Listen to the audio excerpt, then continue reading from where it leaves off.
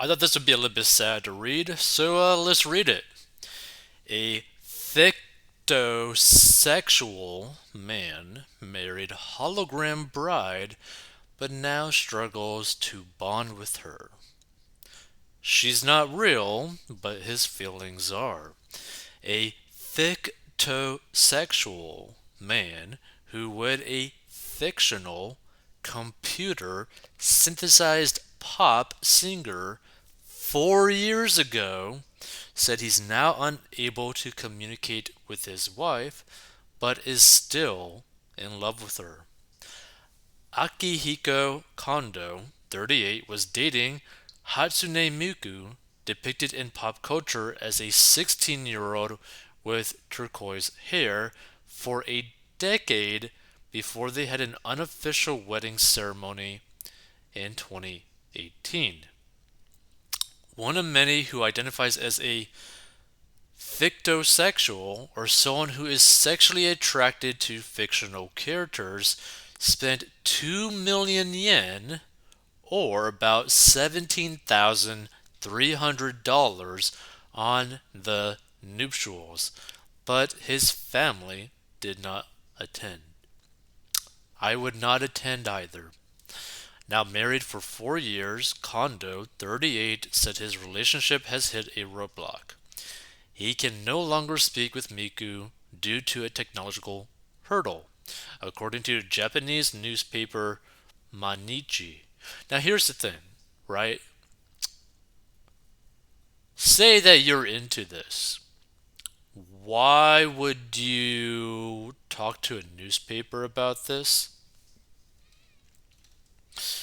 So, while Kondo acknowledges his relationship might be odd, he understands Miku isn't a real person.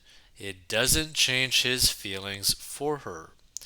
Since falling in love with her in 2008, Kondo was finally able to interact with Miku for the first time in 2017 thanks to a gate box, a $1,300 machine that allowed device owners to interact with characters via holograms and even unofficially marry them.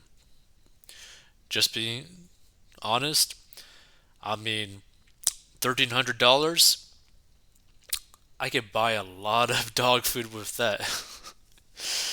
But now, his 4 year marriage took a turn when support for Gatebox software was eliminated, meaning that Kondo could no longer speak with his wife, Miku, according to NewsHub.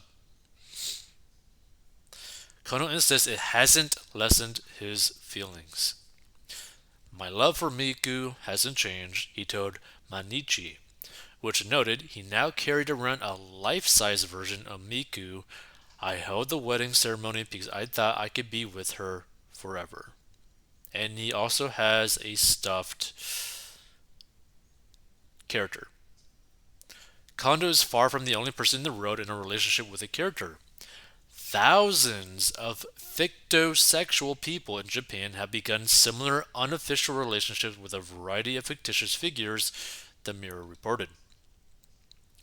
Now, while some relationships are just for kicks, Kondo's is, to him, very real. For a long time, he said he knew a human partner just wasn't for him due to his intense attraction to characters like Miku, a popular figure in anime and Japanese culture. Created as a synthesized voice using Yamaha's Vocaloid technology, Miku entered mainstream media as a human but fictionalized character in manga, anime series, and video games. Eventually, she became prominent enough to tour with the likes of Lady Gaga on her 2014 Art Pop Ball Tour. Wow, he has a whole bunch of them. And again, Miku is portrayed in Japanese pop culture as a 16-year-old girl with neon blue locks. But Miku isn't just famous, she's also helped Kondo with his depression. Kondo first became familiar with Miku in 2008 after bullying at work caused him to become depressed. Despite finding it difficult to accept his feelings at first, he knew humans weren't right for him after being met with rejection by others.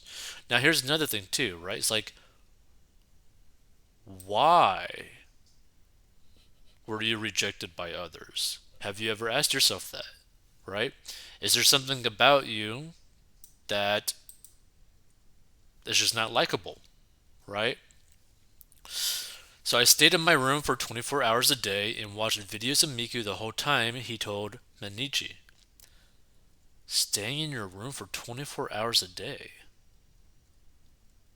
That would make anyone depressed. Dear Lord. Wait, so he married that hologram? That. So Kano married the hologram of Miku, but recently was cut off from speaking with her. I'm not gonna lie, like this is like super depressing. When like you take like a step back, like this is like super depressing. In 2017, his relationship blossomed with Miku. Thanks to Gatebox, the machine gave Kondo the chance to propose to Miku, and he invited his family and co-workers to the ceremony, but none of them came.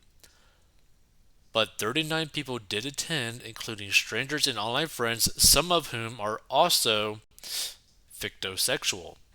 There are two reasons why I had a wedding publicly, he told BBC at the time. The first one is to prove my love to Miku. The second one is there are many young otaku people like me falling in love with anime characters, and I want to show the world that I support them. Well, I thought this was going to be like a pretty interesting read. And here's the thing, right? I mean, I guess as long as you're not hurting anyone or doing anything like that, and you're spending money that you can afford to spend, you could go ahead and do whatever you want, right? My viewpoint on this is that this kind of like leads down like a really depressing path, right? Oh, okay. What is this? What is fictosexuality? Okay, let's actually check this out.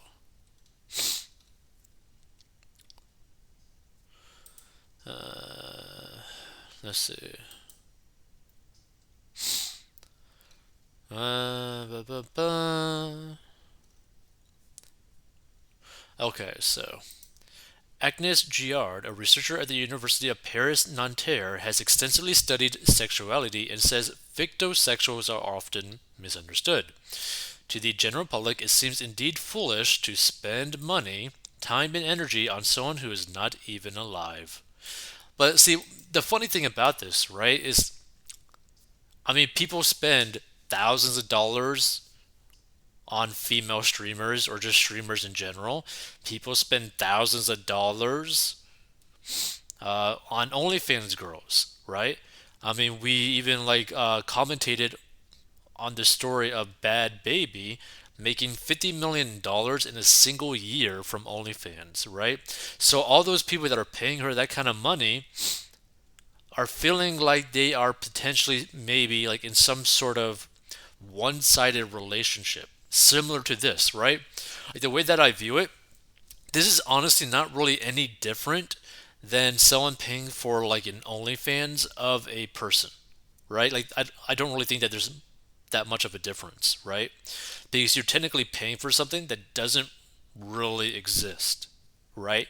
Like that relationship doesn't really exist. Now it's a little bit different in the sense that like I guess OnlyFans is kind of similar to you paying like maybe like a Netflix subscription, but still, right? You could kind of understand my line of thinking. Let's see. So Dr. Gerard told the New York Times, which noted there are thousands of fictosexual marriages in Japan. But for character lovers, this practice is seen as essential. It makes them feel alive, happy, useful, and part of a movement with higher goals in life. And according to a paper published on the National Institutes of Health, the NIH website, fictosexuals are part of the LGBTQIA plus community, with some saying they also identify as asexual because they would never pursue sex with a real person. One woman quoted in the NIH paper said she realized she was strictly fictosexual when she began having more feelings for made up characters than she did for her own real life boyfriend. I mean, could your real life boyfriend just suck? You know? Have people ever thought about that? That you just had a really sucky boyfriend? The bottom line is, I think I am actually more attracted to any of my fictional objects of affection than my very real, very nice boyfriend, she said. This, I feel, is a problem. I get butterflies when looking at or reading about my fictional crushes, but kissing my boyfriend does nothing for me. That just reads so depressing. Meanwhile, many fictosexuals identify under one of these several subcategories according to Sexuality Wiki. Cartosexuals, for instance, are only attracted to cartoon or comic book characters, while gamosexuals are besotted by video game characters, and on the other hand, in resexuals can only get hot for live action TV show or movie characters. Elsewhere, magisexuals crush on creations that have never been visualized, such as book and podcast characters, preferring to create ideas in their head of what their fictional lover looks like. Fictosexuals have been mocked and derided online, with some saying the sexuality is not valid, and numerous people on Twitter have described fictosexuals as mentally ill. The problem with that is that a lot of people might view people of different sexualities as mentally ill as well. Okay, so however, according to the NIH paper, fictosexuality is not recognized or proposed as a specific diagnostic condition by the American Psychiatric Association, the DSM 5. The paper states that there is no need to change the current state of affairs. Not only is fictosexuality legitimate, Kondo says, it's even advantageous. He told the New York Times that his marriage to the fictional Miku doesn't carry the baggage of other relationships. He says his wife will always be there for him, never betray him, and he'll never have to see her get ill or die. Meanwhile, Dr. Yard says that women who pursue fictosexual marriages find them empowering because they are a way to challenge gender, matrimonial, and social norms. So, Vincent, fictosexuality flag I found and now posted because I'm fictosexual and I'm proud of it. No reason to be ashamed of it. And it's like a black, gray, I think purple, gray, black flag with a black outlined pink circle, which is interesting. Additionally, fictosexuals have their own flags so that they can proudly assert their sexuality and identify one another. According to the Sexuality Wiki, the black and gray stripes represent the lack of attraction towards non fictional individuals, while the purple stripes represent sexual attraction in the asexual spectrum. Meanwhile, a pale pink circle in the center of the flag is supposed to symbolize attraction to fictional characters.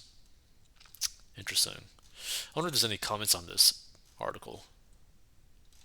Nope. No, there is not. Either way, feel free to give your thoughts on this. To me, if you have the money to burn and you're not hurting anyone, go ahead and do whatever it is that you want to do, right? Just, make sure you get out of debt, save for like an emergency fund, start automatically investing your money, and have some excess cash that you want to just go do and have fun with, I guess. I mean, I'm not judging this person.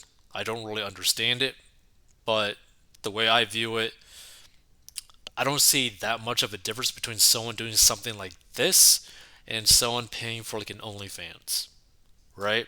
Like I just don't really see that much of a difference. That being said, if you want to learn how to get out of debt and master your money, go to 40inbox.com.